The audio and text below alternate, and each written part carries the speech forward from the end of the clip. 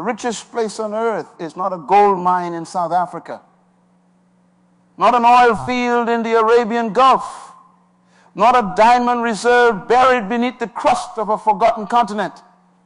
The richest place on earth is the cemetery. And what makes it rich is not what was placed there, but what was never released. Businesses that were never built. Systems that were never designed. Solutions that died inside of people who were too distracted, too afraid, too busy watching everyone else's life to ever sit down and construct their own.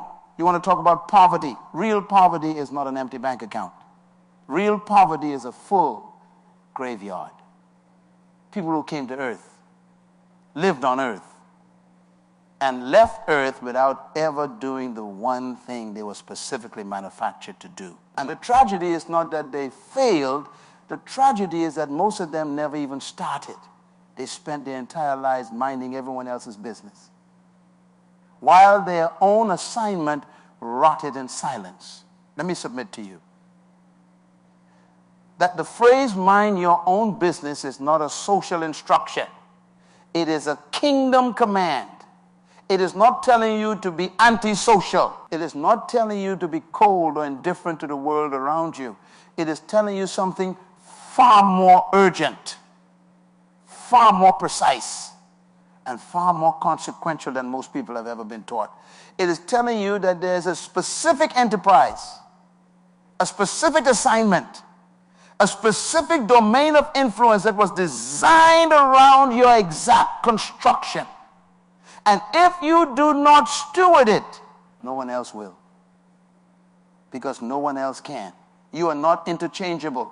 You are not a backup plan. You are not mass-produced. You don't need motivation. You need revelation. The revelation that your life is not a rehearsal, not a draft, not an audition for someone else's story. Your life is the original. And the original has responsibilities that copies will never carry. Where purpose is not known, abuse is inevitable. And most people have abused their time, their energy, their capacity, and their intelligence by investing it in assignments that were never theirs to carry. They have built careers that don't belong to them. They have maintained lifestyles designed around someone else's approval. They have spent decades becoming excellent at things they were never created to do, while the thing they were actually designed for sits dormant, gathering dust, waiting, and the clock has not stopped. It did not pause out of sympathy. Every day that passes without you working your own assignment is not a neutral day. It is a loss.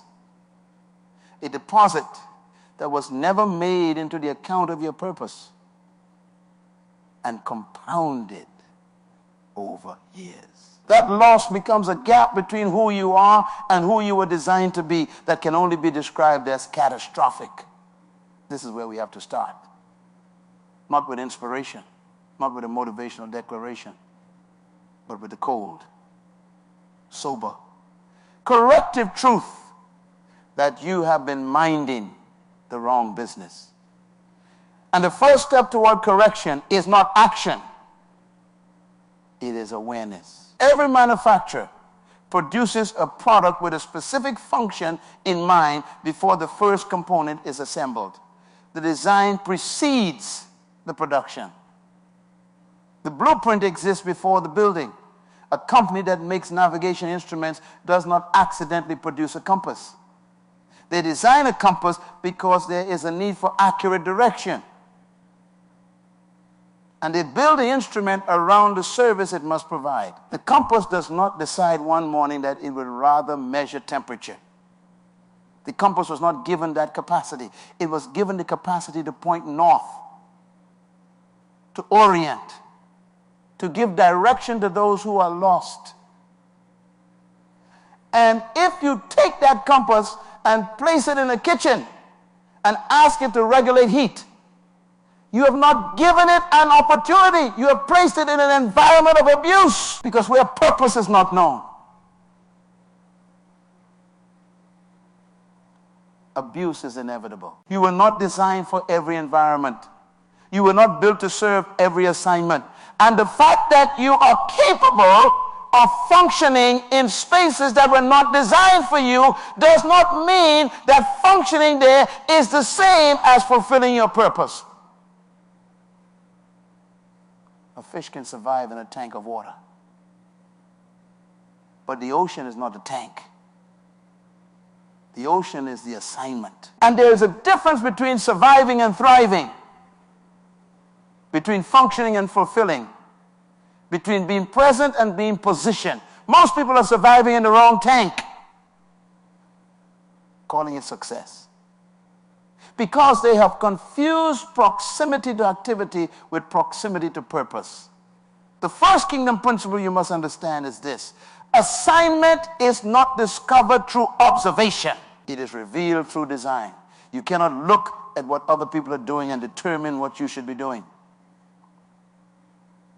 You cannot reverse engineer your assignment by cataloging the successes of those around you. Your assignment is locked inside your construction. It is embedded in the way you are wired, in the problems that naturally disturb you, in the solutions that seem obvious to you but confusing to everyone else, in the conversations that energize you rather than drain you, in the things you would do even if no one was watching and no one was paying. The manufacturer did not leave the assignment outside of the product. He placed it inside, which means to find your business, you must go inside. Not into someone else's highlight reel, inside yourself. There was a craftsman who spent 15 years building furniture for other people's homes. He was skilled, highly sought after, financially stable. Everyone in his community respected his work. But at night, when the shop was quiet and the tools were put away, he would sit alone and sketch architectural designs, buildings, structures. He had never been formally trained in architecture. He had no credentials in that field. But the designs kept coming, more detailed with every passing year, more refined, more extraordinary. He kept them in a drawer. He told himself he was not an architect. He told himself the furniture business was his business. He had customers. He had a reputation. He had a routine. And routine, when it is not connected to assignment,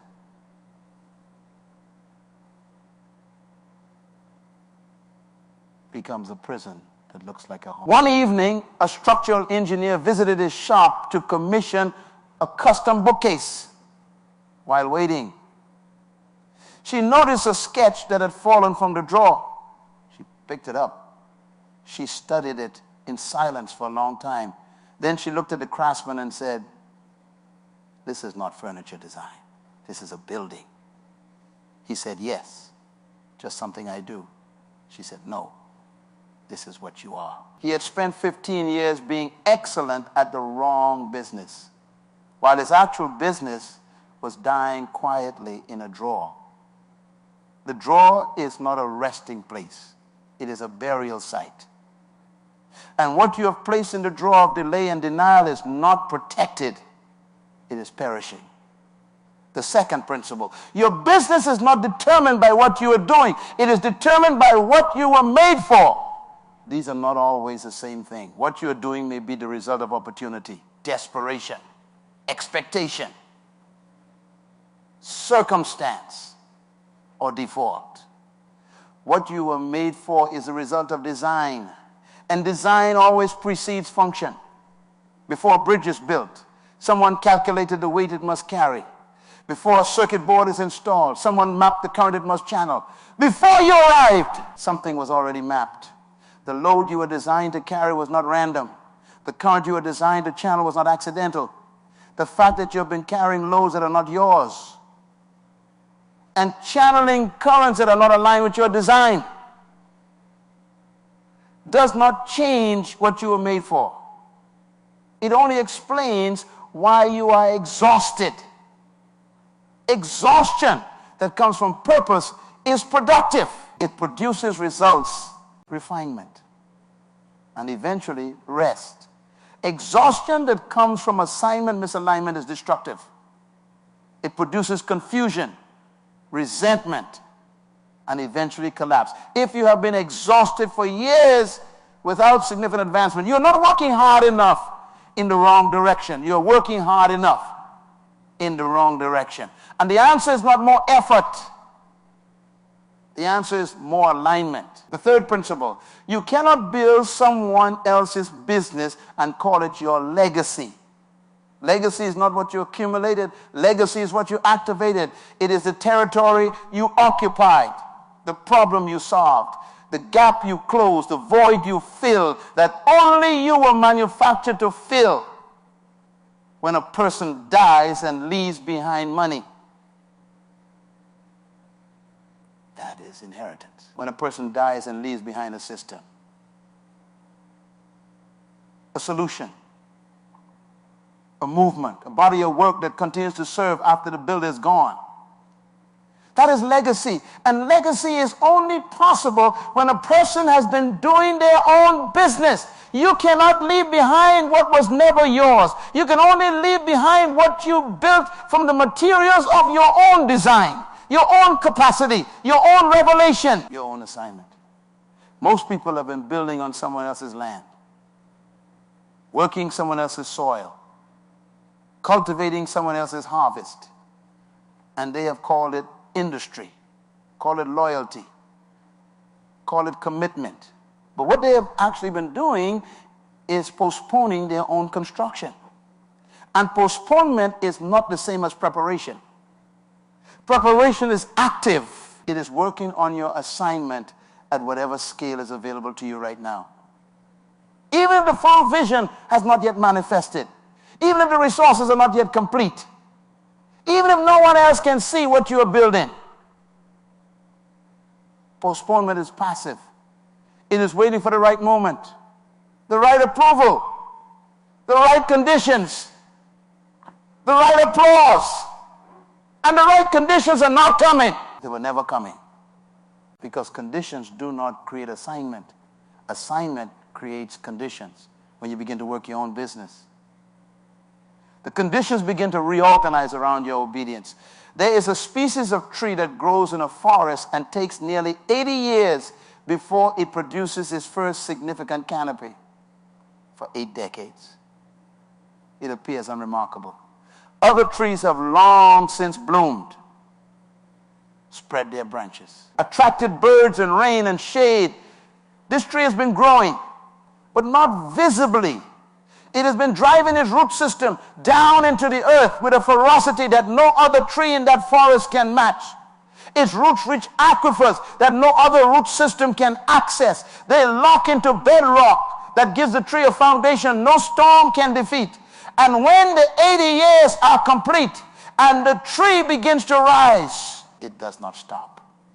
While other trees have already peaked, plateaued, and begun their slow decline. This tree is just beginning its ascent. It will outlive every other tree in that forest.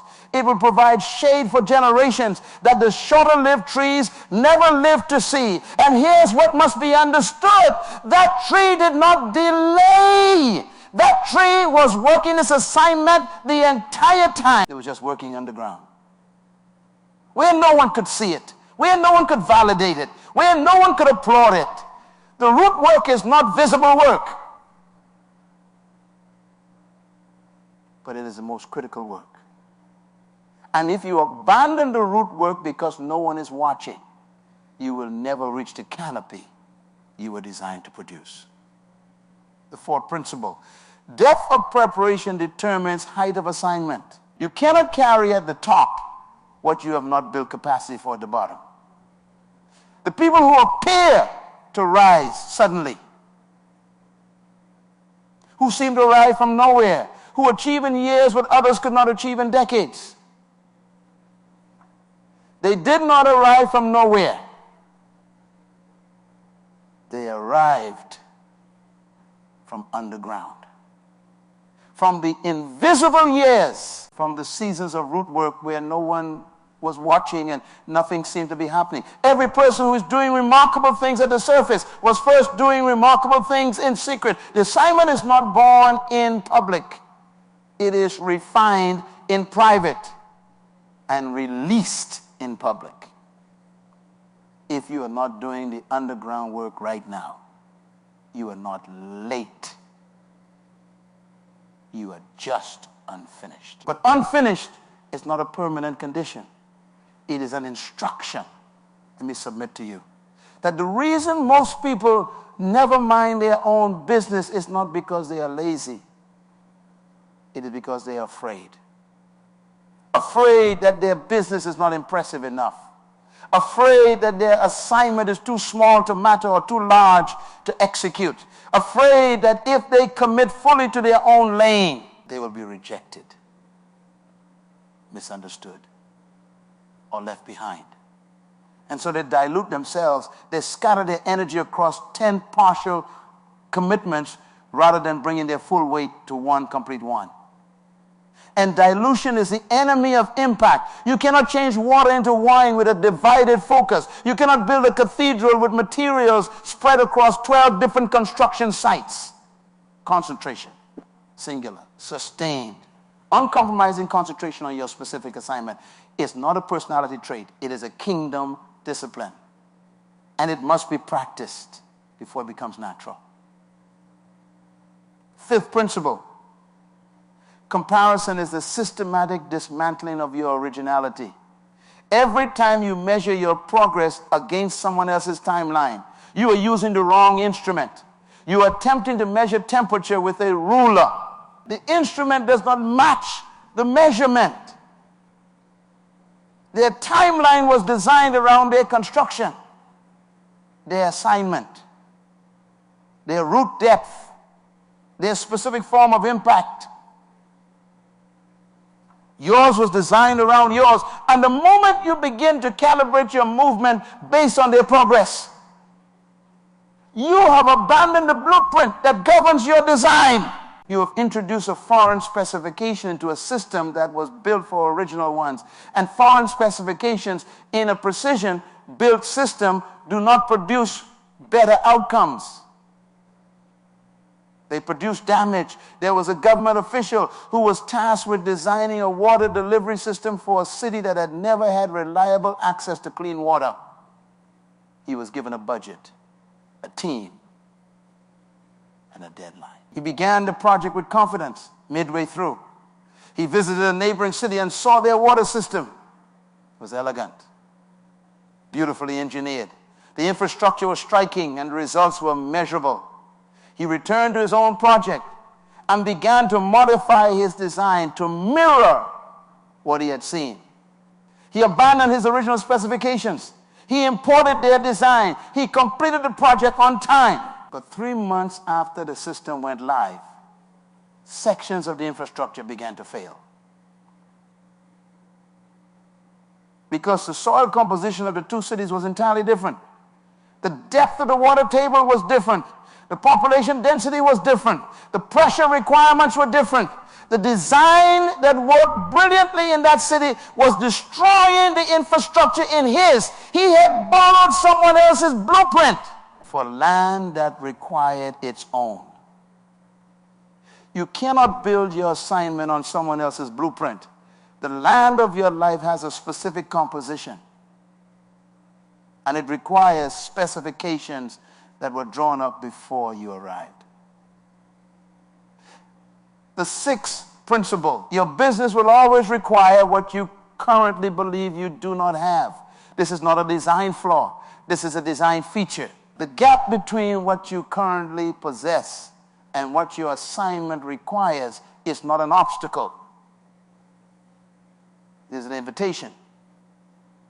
It is the space where development happens. It is the distance you must cross that builds in you the capacity to steward what you are crossing toward. If you were handed everything your assignment requires before you had developed the character to carry it, the weight would destroy you. Not because the assignment is too much, but because the carrier is not yet ready. And readiness is not an event. It is a process, a sustained, sometimes painful, often humbling, always necessary process. Pain in the context of assignment is not punishment. It is preparation. Every compression produces something. Coal under enough pressure becomes diamond. Grapes under enough crushing become wine. What you have been trying to escape may be the very process that is producing the thing you need most. Do not leave the press early. The pressing is not the end. The pressing is the beginning of what you were made for. Now let me show you how to mind your own business. The activation of your assignment begins with a decision that most people delay for a lifetime. The decision to stop auditing everyone else's enterprise and start excavating your own. Not tomorrow, not when the conditions are ideal. Because the conditions are never ideal. They are constructed by your obedience today with what you have, in the space you currently occupy, at the scale that is available to you right now. Here is the first action. And it must be done within the next 72 hours. You must sit in silence, not distracted silence, not scroll through your phone silence, but deliberate, undistracted, intentional silence. And you must answer 3 questions without editing your answers. What problem do I find consistently disturbing that most people seem willing to live with? What solution do I reach for instinctively that others seem unable to find on their own? And what have I placed in the drawer because I was afraid it was not credible enough? The answers to those 3 questions are the fingerprints of your assignment. They are not a complete blueprint. But they are the beginning of a map, and a partial map in the hands of someone willing to move.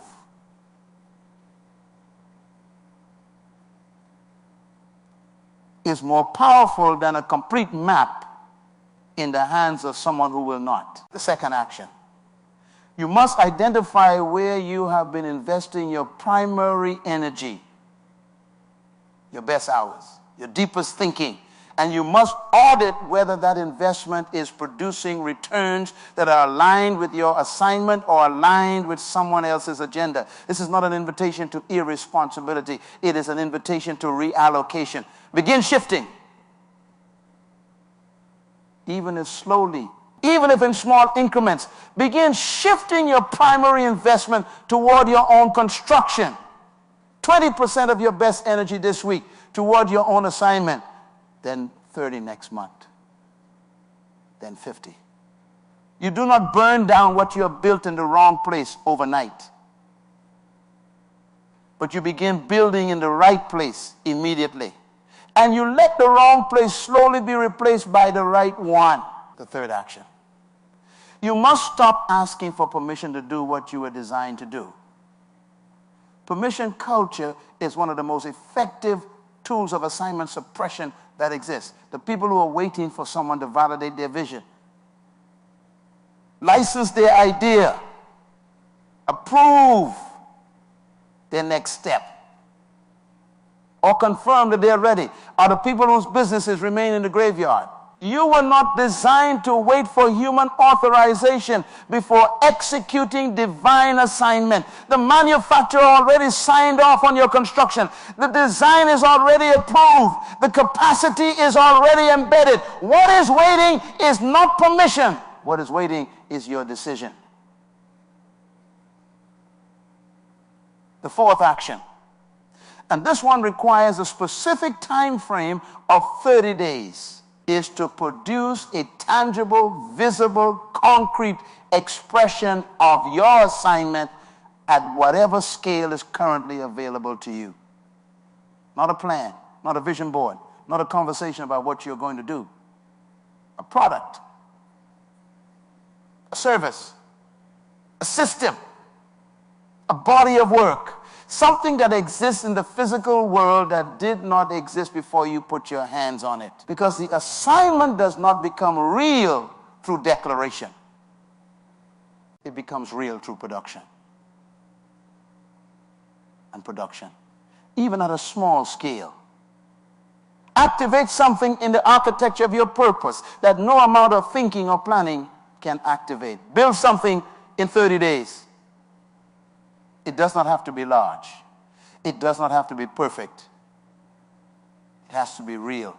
Those who ignore this will spend the next year exactly where they are, having the same conversations, lamenting the same delays, watching the same people from the same distance, carrying the same unfulfilled capacity, accumulating more knowledge about what they should be doing without ever closing the gap between knowledge and execution.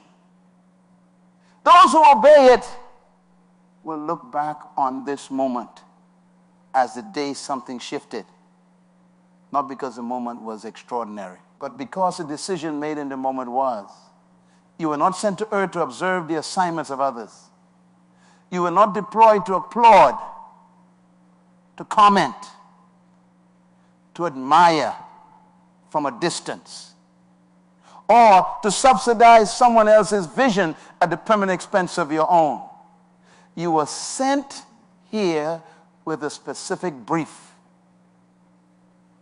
a specific domain, a specific problem embedded in your design that the world is waiting for you to solve. And the world's waiting is not passive. Every day you do not show up to your assignment, someone somewhere continues to struggle with the very problem you were built to solve. Your delay is not neutral. It has a cost. And the cost is not just personal. It is collective. The pain you have carried, the discipline you have been forced through, the corrections you have survived, the seasons of darkness that seemed purposeless, none of it was wasted. Everything that shaped you was shaping you for the specific weight of the assignment you were designed to carry. The manufacturer does not permit damage in the production line that does not serve the final function of the product. What you have been through was not random suffering. It was precision refinement. And refined things do not apologize for their process. They demonstrate their strength. You are not a prototype. You are the final version. The design has already been approved. The assignment is already encoded. The capacity is already embedded. What is missing is not more preparation, more information, more validation, or more time. What is missing is your full and undivided commitment to the specific business that was assigned to your specific life. Stop auditing what everyone else is building. Stop measuring your blueprint against their completed structure. Stop waiting for the applause before you lay the foundation. The work does not wait for witnesses. The assignment does not require an audience to be valid. The tree that grows in the forest with no one watching still reaches the canopy, still produces the shade, still outlasts the shorter-lived trees. Because it did not grow for the audience. It grew because that is what it was designed to do. Your daily checkpoint from this point forward is not, did I produce enough to be impressive today? It is. Did I advance my own assignment today?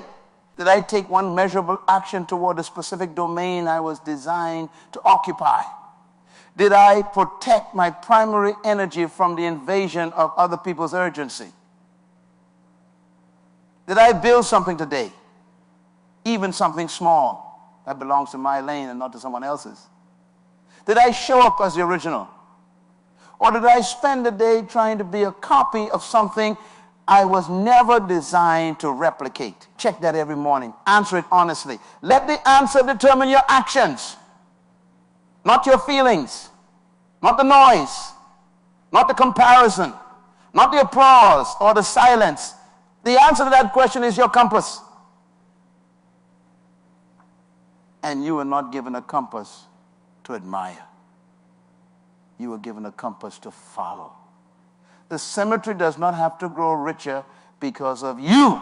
What is inside of you does not have to die inside of you.